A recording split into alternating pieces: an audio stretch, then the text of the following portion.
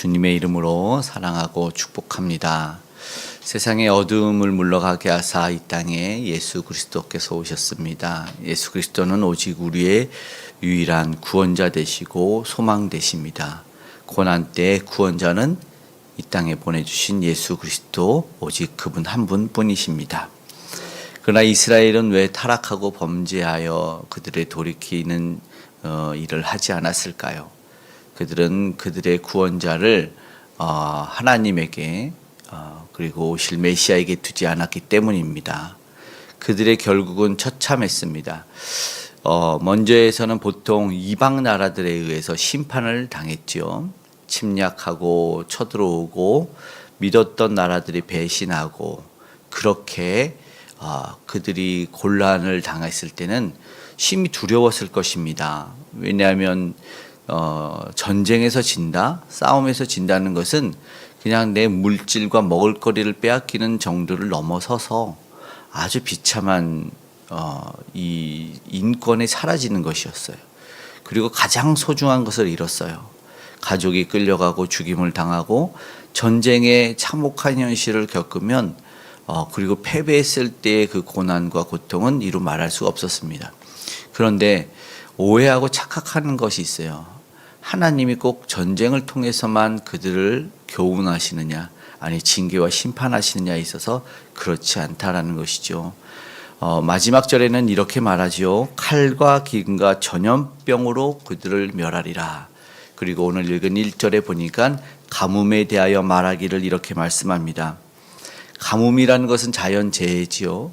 결국 하나님이 어떠한 방법이라도 우리에게 특별히 죄를 짓는 죄 백성에게 교훈과 심판을 하실 수 있다는 것입니다. 그러니까 병듦뿐만 아니라 때로는 관계의 문제에 있어서도 때로는 물질이나 신앙이나 여러 가지 문제에 있어서 그것을 통해서 하나님을 붙들 수 있는 기회를 제공해 주신다라고 보아야 됩니다. 그들이 돌이키지 않았을 때는 하나님은 어떠한 방법으로도 그들에게 고난이라는 것을 허용하실 수 있다는 것이죠. 그런데 우리가 계속 살펴보지만 고난의 목적이 무엇인지를 알고 있습니다. 그러면 저들은 그 당장의 문제만 보고 뒤에 허락하신 하나님을 보지 못하니까 오늘 본문에서 물을 구하러 갑니다. 그러나 빈 그릇으로 돌아오죠. 그리고 저들이 깨달아야 되는 문제는 나의 비참한 이 형상이 이게 거기서 끝나는 것이 아니라 이 자연으로도 흘러간다는 거예요. 보니까 가축으로도 흘러갑니다. 보시면 들의 암사슴 그리고 6절에 들나귀, 승냥이 같이 그러니까 세상의 만물에 하나님은 사실은 인간을 통해서 명령하신 것이 문화명령이라는 것이 있어요. 생육하고 번성해서 땅에 충만하라. 그리고 정복하여 다스리라. 이것이 하나님이 창조 때부터 허락하신 인간에게 향한 문화 명령입니다. 지금 우리가 무슨 캠페인들을 벌이고 있는 게 뭐냐면 지구가 아파요 이래요. 초등학생들도 공부해서 지구가 병들고 있는 것이 우리의 잘못임을 알고 그것을 수정하고 고치려고 해요. 북극곰이 사라지고 빙하가 녹고 이상기후 때문에 사계절의 아름다움이 사라져서 이 두 계절이 오고 계속해서 어려움의 재해가 우리 인간 때문에 온다는 것, 자연을 파괴한 인간의 죄성이죠. 욕심 때문에 그리고 그 무지함 때문에 자연을 파괴해서 지금이라도 나름의 이 노력들을 하고 있는데 바로 이러한 일이 일어나는 거예요. 우리가 자연을 돌보지 못하니까 땅은 갈라진다고 얘기합니다. 그리고 밭 가는 자는 부끄러워서 머리를 가린답니다. 이것이요 먼저 하나는 저들의 교만인데 나름 우리는 이런 말을 합니다. 열심히 살면 될 거야. 노력하면 최선을 다하면 될 거야. 근데 하나 깨달으십시오. 고난 가운데 구원자는 유일한 우리 주님이기 때문에 저들이 하나님과 관계없는 그 어떤 열심을 낸다 할지라도 하나님이 없는 곳에서는 구원이 없다고 소망이 없다는 사실을 분명히 알고 깨달아야 됩니다. 결국 저들이 하는 방법은 자연재해로부터의 고난을 경험하는 것입니다. 물 한 방울 얻지 못하는 안타까움 속에서 메말라가는 것이고 그의 파상된 일은 자연이 엉겅퀴를 내는 심판을 받았지만 이제는 그조차 풀도 자라지 않는 모습 속에서 동물과 가축이 죽어나갑니다. 애주중지하서 키우던 애완동물들을 한때 제주도에 다 버렸다는 말을 들은 적이 있었어요. 무슨 말이냐면 인간의 완악함을 단편적으로 대변하는데, 그렇게 가족처럼 키우다가 병들면 이 비싼 수술비라든가 이 뒤에 겪어야 되는 안타까움 때문에 일부러 제주도에 강아지나 고양이 데려가서 버리고 온다는 거예요. 내 손으로 죽이기는 뭐하고 어떻게 하기 뭐하니까 그런 모습 또한 인간의 안타까운 모습을 대변하고 있다 생각이 됩니다. 우리를 통해서 자연은 더 푸르고 짙어져야 되고 아름다운 소출을 내야 되는데, 그렇지 못하는 것이 인간의 안악함. 하나님이 그런 것을 통해서 무엇을 깨닫게 하시느냐가 중요한데, 바로 하나님에게 돌아오는 것, 회개하는 것을 원하십니다. 그러나 8절의 말씀을 제가 읽어보겠습니다. 이스라엘 소망이시요 고난당한 때 구원자이시여 어찌하여 이 땅에 거류하는 자같이 하룻밤을 유숙하는 나그네같이 하시나이까. 왜 하나님은 관계없이 말씀하시냐, 그런 행동을 하시냐. 예레미야 선지자는 부르짖어요. 그런데 분명한 답을 넣어서 말하죠.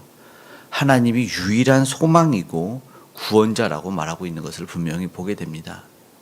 안타깝게 힘들 때만 하나님을 찾는 인간의 모습이기도 하고, 그럴 때 더욱 부르짖는 우리의 모습이기도 하지만, 그러나 그렇게 해서 우리에게 달라붙어 있던 그 모든 죄를 돌이키는 게 먼저입니다.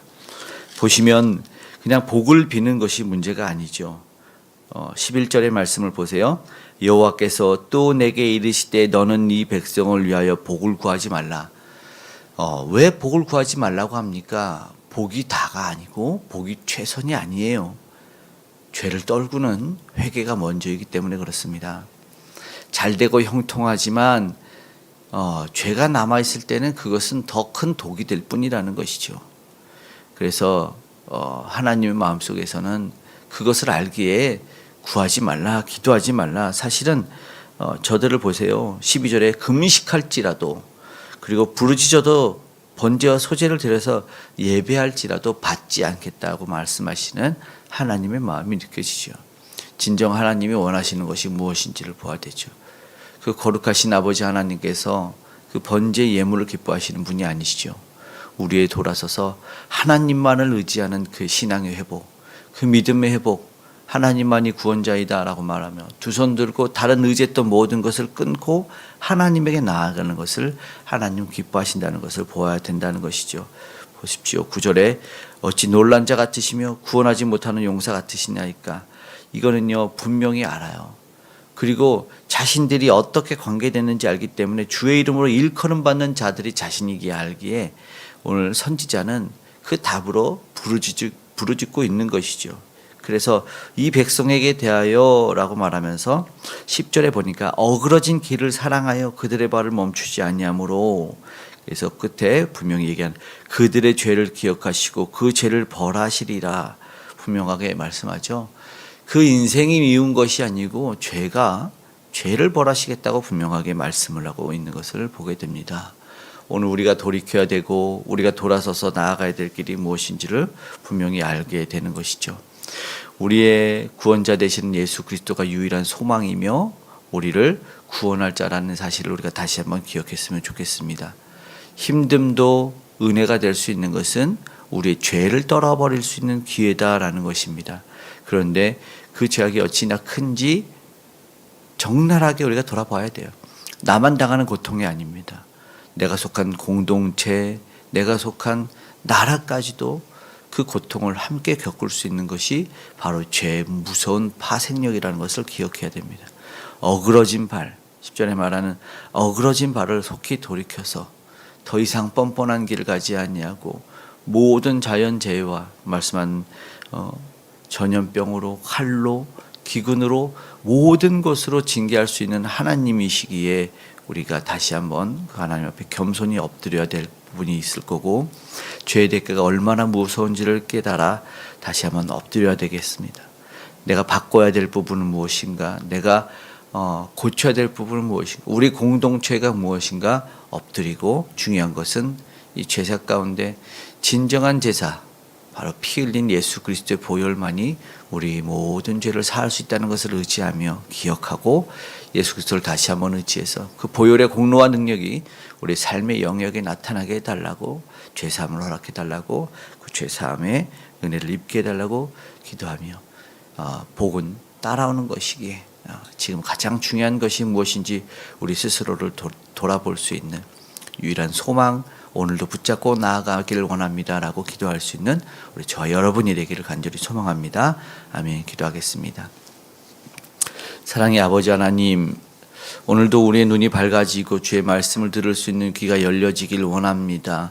우리가 나름의 노력을 하며 아버지 잠시 아버지 내가 평안을 누리고 아버지 내 배가 부르다고 해서 안일함 가운데 빠지지 아니하게 도와주시옵소서.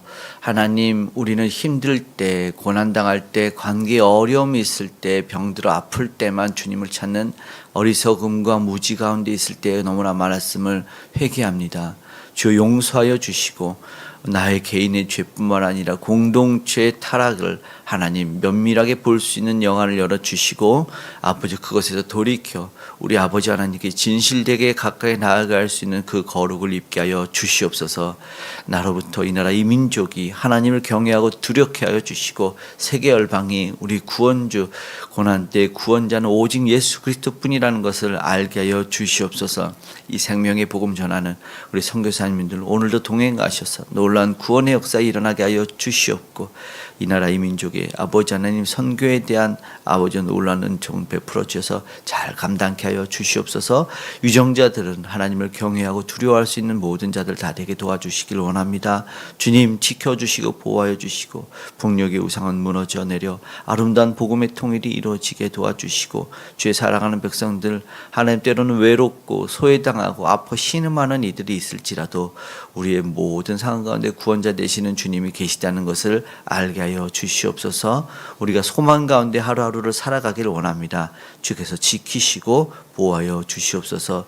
은혜 가운데 강하게 능력 있게 붙들어 주시되 특별히 우리 귀한 다음 세대 귀한 어린 영혼들 다음 세대를 끌고 갈 귀한 영혼들의 은혜를 베풀어 주셔서 그들이 잘 성장할 수 있도록 세계의 아버지 물질적 가치관이 아니라 기독교적 예수 그리스도의 가치관을 배울 수 있도록 실천해 나아갈 수 있도록 도와주시옵소서.